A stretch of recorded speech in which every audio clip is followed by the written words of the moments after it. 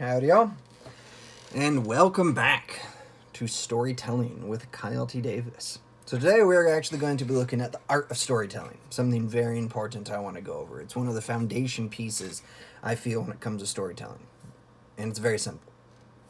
Some of the best advice I have ever gotten when it comes to world building, which I don't care what type of story you have, whether it's modern, fantasy, sci-fi, or literary highbrow, poshy, snobby stuff. You always have world building of some sort. And the best advice I'd ever gotten was actually when I was starting my Dungeons and Dragons, when I started running games. And yes, I play Dungeons and Dragons, and I still play. I'm a almost 34-year-old man, and I play. Because it's awesome. It's amazing. I'll have lots of stories about that at different times. So, my buddy Jesse, who is an absolutely amazing Dungeons master, runs games, he gave me the best advice. He said, Kyle, when you're building your stories, your worlds, just do it in layers. Just layers. That's all I got to focus on. And it really stuck with me, and I actually took that heavily into my writing. That's incredibly accurate.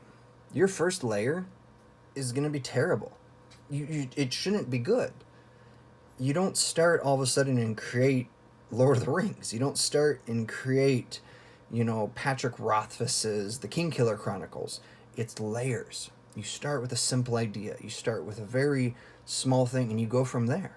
And I have an example here where so this is just one of my Dungeons and Dragons maps. I have hundreds of these. This map has hours and hours dedicated to it. That has an entire notebook to it. This is one of dozens I have. This right here is writing notebooks. Each one is a different story. Each one has notes. Each one has this. The old saying, there's an iceberg underneath the water. That's true, but how do you get to that iceberg? It's about the layers. It's about starting with a piece of land, and then you put a house on it. Then you put people on it. Then you put government. Then you money, and then what hairstyles, and you can go as deep as you want. But what I'm saying is, just start. Just start with the first layer and just continue to build that, intertwine it. Even if your reader never sees it, just intertwine the next thing. Just one after another, and eventually you will create an incredibly in-depth, luscious world. And that's the whole point. Now, even if you're doing that, let's say in a modern novel, you can do that exact same thing, but you can rely on some of the modern understandings. You don't need to explain what an iPhone is. You don't need to explain that, but you're still building a world. You're still building this ability for people to come into your creation.